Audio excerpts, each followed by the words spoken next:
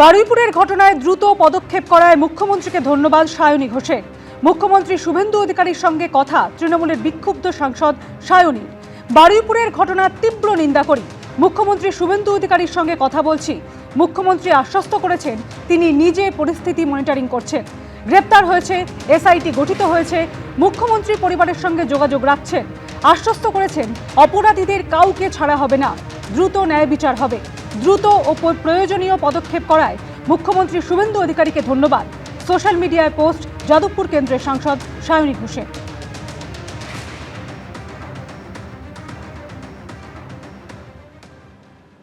কাদের হাতে থাকবে তৃণমূলের রাশ, জোড়া ফুলের প্রতীক? আজ দিল্লিতে জাতীয় নির্বাচন কমিশনে নিজেদের বক্তব্য তুলে ধরতে যাচ্ছে কালীঘাট তৃণমূল এবং ঋতব্রত তৃণমূল। আজ বিকেল 5টায় শেষ হচ্ছে কমিশনের দেওয়া সময়সীমা, আর তার আগে এ নিয়ে দুপক্ষের চাপানুতোর চরমে উঠেছে। যদি সিম্বল দিয়েও দেয় তাতে কি যায় আসে? মানে এই যে বারবার মুখ পুড়ছে, এটা ভালো নয়। ভোটে ভরাডুবির পরে ভেঙে খান খান হয়ে গেছে তৃণমূল। এদিকে বিধানসভায় পাল্লা ভারী ঋতব্রত তৃণমূলের, অন্যদিকে লোকসভাতেও চুরমার তৃণমূল। দলের রাশ কার্যত মমতা বন্দ্যোপাধ্যায়ের হাতছাড়া হয়েছে। একে একে তার পাশ থেকে সরে যাচ্ছেন একদা ছায়া সঙ্গীরা, যার নবতম সংযোজন বিগত তৃণমূল সরকারের মন্ত্রিসভার গুরুত্বপূর্ণ সদস্য ও দীর্ঘদিনের সঙ্গী চন্দ্রিমা ভট্টাচার্য। ফলে সব থেকে বড় প্রশ্ন হয়ে দাঁড়াচ্ছে, এবার কি তৃণমূল দলটাই হাতছাড়া হয়ে যেতে পারে মমতা বন্দ্যোপাধ্যায়ের? ঘাসফুল প্রতীকও কি তার হাত থেকে চলে যেতে পারে? নির্বাচন কমিশনের কাছে কমপ্লেন করিয়ে আপনি সিম্বল কেড়ে নিতে পারেন, যদিও আমরা জানি সিম্বল আপনার পক্ষে যাবে না।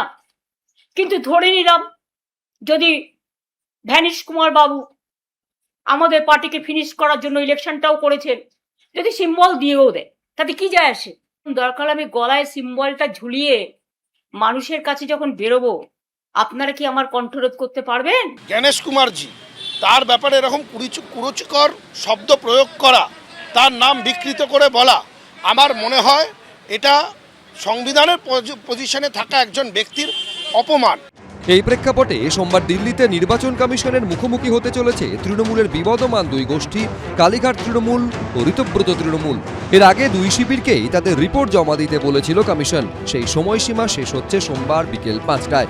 তার আগে রবিবারই দিল্লি রওনা হন কালীঘাট তৃণমূলের দুই প্রতিনিধি, সাংসদ ডেরেক ওব্রায়েন ও কল্যাণ বন্দ্যোপাধ্যায়। যদি সত্যি নির্বাচন কমিশন নিরপেক্ষভাবে কাজ করে, তাহলে আমাদেরই প্রতীক পাওয়া উচিত। 98 সালে যখন পার্টি তৈরি হয়,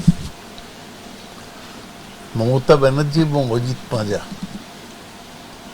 এরা দুজন সই করেছে।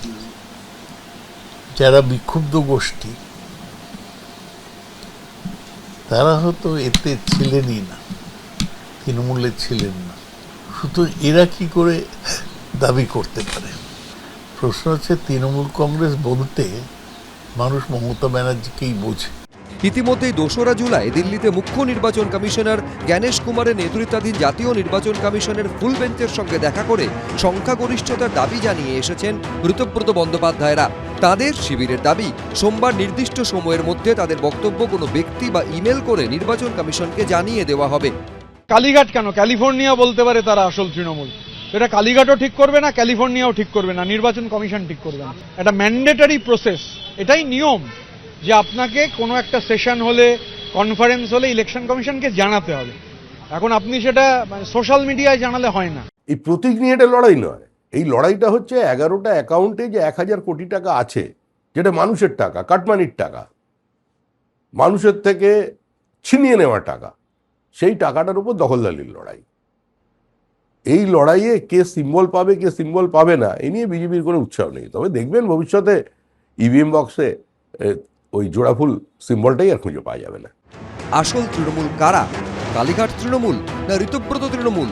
বল এখন নির্বাচন কমিশনের কোর্টে। বিজেন্দ্র সিংহ, কৃষ্ণেন্দু অধিকারী, এবিপি আনন্দ। 21শে জুলাইয়ে শহীদদের ন্যায় বিচারের প্রতিশ্রুতি দিয়ে ক্ষমতায় এলেও বিচার দিতে ব্যর্থ হয়েছে পূর্বতন সরকার। এমনই অভিযোগে মুখ্যমন্ত্রী শুভেন্দু অধিকারীকে চিঠি দিলেন বারাসাতের সাংসদ এবং মমতা বন্দ্যোপাধ্যায়ের দীর্ঘদিনের সঙ্গী কাকলি ঘোষ দস্তিদার। মামলাটি ফের শুরু করার আবেদন করেছেন তিনি। আর অন্যদিকে তৃণমূলের সমস্ত পদ থেকে ইস্তফা দিয়ে বাজেট নিয়ে চাঞ্চল্যকর অভিযোগ তুলেছিলেন রাজ্যের প্রাক্তন মন্ত্রী চন্দ্রিমা ভট্টাচার্য। 21শে জুলাই হবে শহীদ স্মরণে, রিকশায় দাঁড়িয়ে প্রোগ্রাম হলেও প্রোগ্রাম আমাদের হবে। 21শে জুলাই তৃণমূলের শহীদ দিবস। 1998 সালে প্রতিষ্ঠার পর থেকেই তৃণমূলের সবচেয়ে বড় রাজনৈতিক কর্মসূচি। ফি বছর এই 21শে জুলাইয়ের কর্মসূচি থেকেই কর্মী সমর্থকদের আগামীর দিশা দেখান নেত্রী।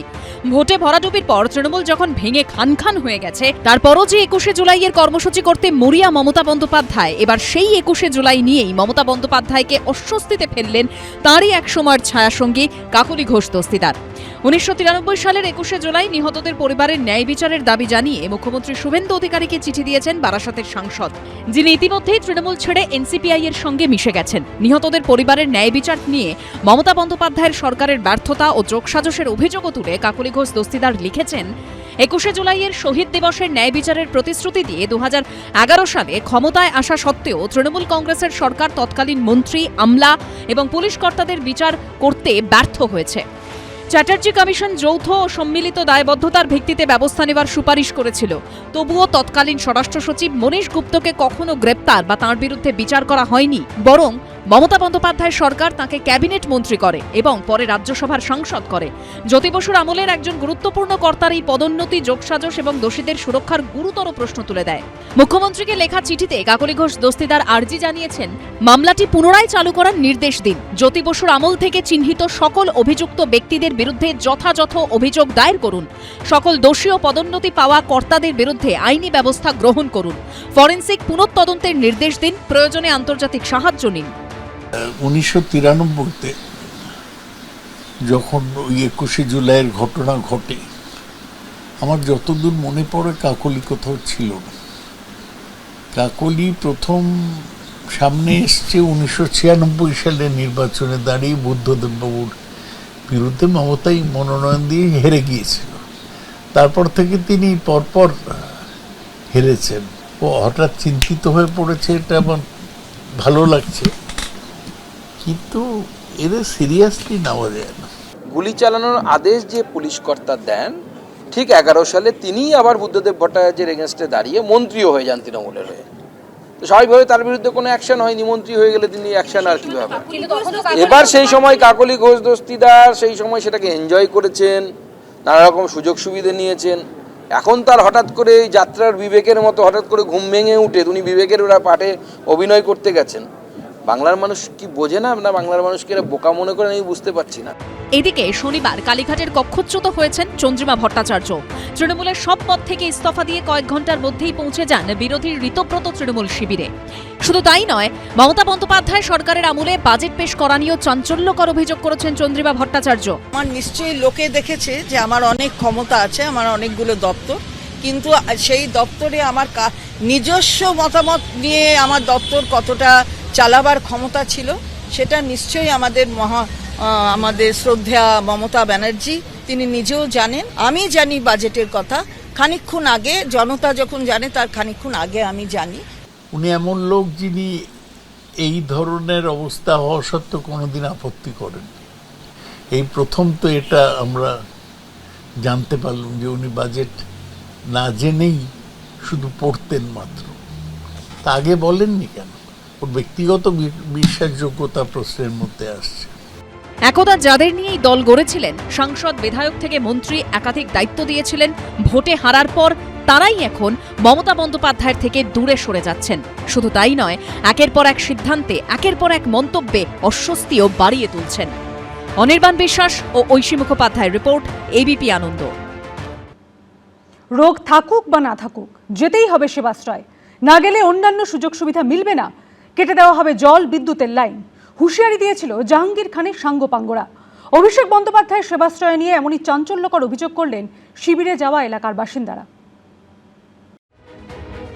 শুক্রবার এফআইআর দায়ের হয়েছে ডায়মন্ড হারবার থানায়। শনিবার স্বাস্থ্য দপ্তর জানিয়েছে সেবাশ্রয় নিয়ে তদন্তে নামছে তারাও। আর রবিবার বিষ্ণুপুর থানায় রুজু হলো আরও একটি এফআইআর। সব মিলিয়ে জোড়া এফআইআর এর পাশাপাশি স্বাস্থ্য দপ্তরের আতশ কাচের নিচে সেবাশ্রয়। আরও বিপাকে অভিষেক বন্দ্যোপাধ্যায়। রোগ না হলেও প্রত্যেকে যেতেই হবে ক্যাম্পে, ও জোর জুলুম, ও যেতেই হবে। চোখ দেখাতে গিয়েছিলাম, তো ওই চশমা পাইনি। গিয়েছি, বলেছে হ্যাঁ তোমার ঘরে পৌঁছে যাবে, কিন্তু আসেনি। কারুর মাথার যন্ত্রণার চিকিৎসা করিয়ে বেড়েছে মাথা ঘোরা, কারুর ওষুধ খেয়ে উপশমের বদলে হয়েছে উল্টো ফল। কিন্তু কেউই এতদিন মুখ খুলতে পারেননি। অভিষেক বন্দ্যোপাধ্যায় সেবাশ্রয় ক্যাম্প নিয়ে বিজেপি নেতা অভিজিৎ দাস ওরফে ববি পুলিশে অভিযোগ দায়ের করার পরই মুখ খুলতে শুরু করেছেন স্থানীয় বাসিন্দারা। রোগ থাকুক বা না থাকুক, ক্যাম্পে ডাক্তার দেখাতেই হবে। সেবাশ্রয় ঘিরে এলাকায় কার্যত এরকমই হুঁশিয়ারি দিয়েছিল জাহাঙ্গীর বাহিনী। চাঞ্চল্যকর দাবি করেছেন হরিণডাঙ্গা এলাকার বাসিন্দা শ্যামল হালদার। না করলে হয়তো বাড়ি ছাড়ার হুমকি, অন্য অন্য সুযোগ সুবিধার হুমকি, এরম মানে হুমকি দিত, যেতেই হবে, না তো মারধর, ও জোর জুলুম, ও যেতেই হবে। এটা ওই স্থানীয় তৃণমূল নেতারাই বলতো আর কি। এবারে ওই জাহাঙ্গীর খানের নির্দেশে রেশন বন্ধ করে দেবে, ইলেকট্রিক কেটে দেবে, জল বন্ধ করে দেবে, টাইম কলের জল বন্ধ করে দেবে, এইসব মারধর হবে। মারধর অনেকের হতো। শুধু তাই নয়, অভিযোগ উঠেছে সেবাশ্রয় ক্যাম্পে মোবাইল ফোন দেখে করা হচ্ছিল রোগীর চিকিৎসা। ফলতার বাসিন্দা মঞ্জু মাকাল বুক ধরফর করার সমস্যা নিয়ে গিয়েছিলেন সেবাশ্রয়ে। মহিলার দাবি, শিবিরে গিয়ে বলতেই মোবাইল ফোন দেখে দেখে 6-7 পাতার প্রেসক্রিপশন লিখে দিলেন চিকিৎসক। ফোন দেখে দেখে তখন লিখে দিল, একবার লিখছে, আবার একবার ফোন দেখছে, আবার একবার লিখছে, আবার একবার ফোন দেখছে। মানে ফোনে মানে ডাক্তারের যেগুলো মানে ওষুধ দিচ্ছে, ও তো সে একটা বাচ্চা মতো ছেলে, তো সে মানে যেগুলো ফোন দেখে দেখে ওই ওষুধগুলো লিখে দিল। ফলতার হরিণডাঙ্গার বাসিন্দা অঞ্জলি শিকদার স্বামী নয়ন্ত শিকদার প্রথমে সেবাশ্রয় শিবিরে চোখ দেখিয়েছিলেন মহিলা। হার্টের সমস্যা থাকায় স্বামীর কয়েকটি রক্ত পরীক্ষা হয়। মহিলার অভিযোগ, তার চশমা বা স্বামীর রক্ত পরীক্ষার রিপোর্ট কিছুই আসেনি।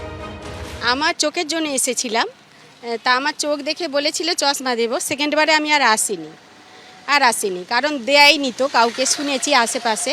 আর আমি স্বামী এসেছিল ইসিজি করতে, ওনার ইসিজি রিপোর্টটা দিয়েছিলেন, কিন্তু ব্লাড পরীক্ষা হয়েছিল, ব্লাডের রিপোর্ট দেননি। শুধু স্থানীয় বাসিন্দারাই নন, অভিযোগ করেছে জেলার নার্সিংহোম ওনার্স অ্যাসোসিয়েশনও। অ্যাসোসিয়েশনের সভাপতির দাবি, লাইসেন্স আটকে যাওয়ার ভয়ে হাসপাতাল খালি করে ক্যাম্পে দিতে হয়েছিল বেড থেকে চিকিৎসা সরঞ্জাম। আমার হসপিটালে 300 বেড ছিল, তখন আমার হাসপাতাল খালি করেও ওখানে দিতে হয়েছে। হ্যাঁ, ইকুইপমেন্টস আমি দিয়েছি, এগুলো আমি সব রিটার্ন পাইনি। তখন ফার্স্ট পেজেতেই প্রায় আমার 113টার মতো বেড পাইনি। না দিলে আমার হসপিটালে চাপ আসবে বা আমার নার্সিং ইনস্টিটিউশনের লাইসেন্স পরের বছর আটকে দেবে। যেটুকু আমরা এখনো পর্যন্ত জানতে পেরেছি, সেটা সত্যি সত্যি এখনো পর্যন্ত হিমশৈলের চূড়া মাত্র। এই সেবাশ্রয় নিয়ে যা যা হয়েছে আমাদের কাছে সেই সময় থেকে, প্রথম থেকেই আমাদের সংগঠন association of health service doctors Paschimbanga আপত্তি করেছিল। আলট্রাসোনোগ্রাফি মেশিন, এক্সরে মেশিন সরকারি হাসপাতাল থেকে বা বেসরকারি হাসপাতাল থেকে অন্য কোথাও নিয়ে যাওয়া যায় নাকি? এটা তো অন্যায়, এটা তো বেআইনি। অভিষেক বন্দ্যোপাধ্যায় সেবাশ্রয় নিয়ে নিয়োগ দুর্নীতিরও অভিযোগ করেছে বিজেপি। সেবাশ্রয়কে তো এখন দুরাশ্রয় মনে হচ্ছে। হোমিওপ্যাথি ডাক্তারও না, ছাত্র যারা, তাদেরকে নিয়ে এসে চিকিৎসা করানো হয়েছে এলোপ্যাথি ডাক্তার বলে। তার সাথে বলা হয়েছে যে সমস্ত ছাত্ররা, ডাক্তারি ছাত্র পড়ুয়ারা এই সেবাশ্রয় বা দুরাশ্রয়ে অংশগ্রহণ করবেন, তাদের পরীক্ষাতে ভালো মার্কস পাওয়া যাবে এবং সরকারিও চাকরি নাকি তারা পাবে, যে তদন্ত হওয়া উচিত। যাইও নি কোনোদিন সেবাশ্রয় শিবিরে, সত্যি কিনা। তবে অভিষেকের প্রচেষ্টাটা তো ভালো ছিল যে উনি মানুষকে সেবা দিতে চেয়েছিলেন। এখন সেখানে কি হয়েছে সে ব্যাপারে আমার কোনো তথ্য জানা নেই। সাধারণ মানুষকে চিকিৎসা পরিষেবা দেওয়ার কথা বলে শুরু হয়েছিল যে সেবাশ্রয়, সেই স্বাস্থ্য শিবিরকে কেন্দ্র করে বিতর্ক এখন তুঙ্গে। সন্দীপ সরকার, গৌতম মণ্ডল, সৌমিত্র রায়, এবিপি আনন্দ। মালদায় বন্দুক হাতে তৃণমূল নেতার ছবি ভাইরাল। তৃণমূল নেতাকে গ্রেপ্তার করে অস্ত্র আইনে মামলা রুজু করল পুলিশ। আর হুগলিতে তোলাবাজির অভিযোগে গ্রেপ্তার করা হলো তৃণমূলের প্রাক্তন জেলা পরিষদ সদস্যকে। দু হাতে দুটো বন্দুক, সামনের দিকে তাক করে এগিয়ে যাচ্ছেন তৃণমূল নেতা, পিছনে সবুজ আবির মেখে চলছে উল্লাস। বন্দুক হাতে তৃণমূল নেতার এই ছবি ভাইরাল হয়েছে মালদায়। ইনি হলেন জামশেদ আলী। তিনি রতুয়ার চাঁদমনি 1 নম্বর গ্রাম পঞ্চায়েতের তৃণমূল সদস্য। তাঁর এই ছবি সোশ্যাল মিডিয়ায় ভাইরাল হতেই তাঁকে গ্রেপ্তার করল পুলিশ। চাঁচলের এসডিপিও সোমনাথ সাহা জানিয়েছেন, ছবিটি পুরনো। অভিযুক্তের বিরুদ্ধে অস্ত্র আইনে রুজু হয়েছে মামলা। বেআইনি কাজকে করলে তো পুলিশ তার বিরুদ্ধে ব্যবস্থা গ্রহণ করবে। এদিকে বন্দুক হাতে ছবি ভাইরাল হয়েছে মালদারি এক তৃণমূল ছাত্র পরিষদ নেতার। সোশ্যাল মিডিয়ায় ছবি ভাইরাল হতেই শেখ রিয়াজুলের বিরুদ্ধে অস্ত্র আইনে মামলা রুজু হয়েছে। শেখ রিয়াজুল মালদার শামসি কলেজের তৃণমূল ছাত্র পরিষদের ইউনিট প্রেসিডেন্ট। শুধু এদের অ্যারেস্ট করলে চলবে না, এই অস্ত্র যাদের হাতে আছে তাদের পেছনে কারা রয়েছে তাদেরকে শনাক্ত করতে হবে।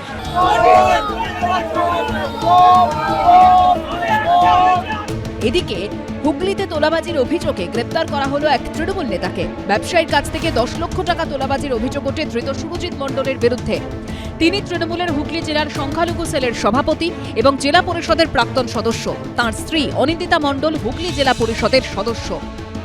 হেড দিয়ে আমাকে 10 লক্ষ টাকা চাওয়া হয়েছিল, তো আমি সেই 10 লক্ষ টাকা দিতে বাধ্য হই। যে আমি 10 লক্ষ টাকা যে দিয়েছি তার কিছু প্রমাণ আমার কাছে আছে। আমি ফোনপেতে ওনাকে কিছু টাকা দিয়েছি, কিছু টাকা উনি আমার থেকে ক্যাশ নিয়েছেন, কিছু টাকা আবার চেকের মাধ্যম দিয়ে নিয়েছেন। পুলিশ সূত্রে খবর, তোলাবাজি ছাড়াও এই তৃণমূল নেতার বিরুদ্ধে একাধিক অভিযোগ রয়েছে। সোমক লাহিড়ী ও সৌরভ বন্দ্যোপাধ্যায়ের রিপোর্ট, এবিপি আনন্দ। এবিপি আনন্দ, এগিয়ে থাকে, এগিয়ে রাখে।